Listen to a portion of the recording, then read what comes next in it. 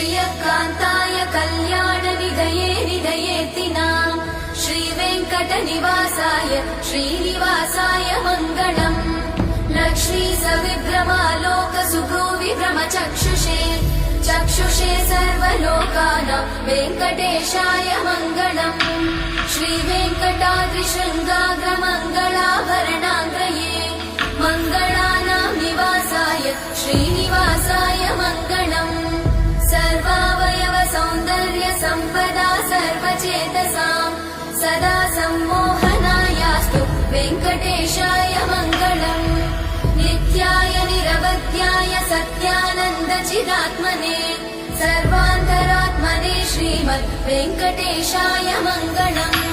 स्वतः सर्वविदे सर्वशक्तये सर्वशेषिने सुलभाय सुशीलाय वेङ्कटेशाय मङ्गलम्।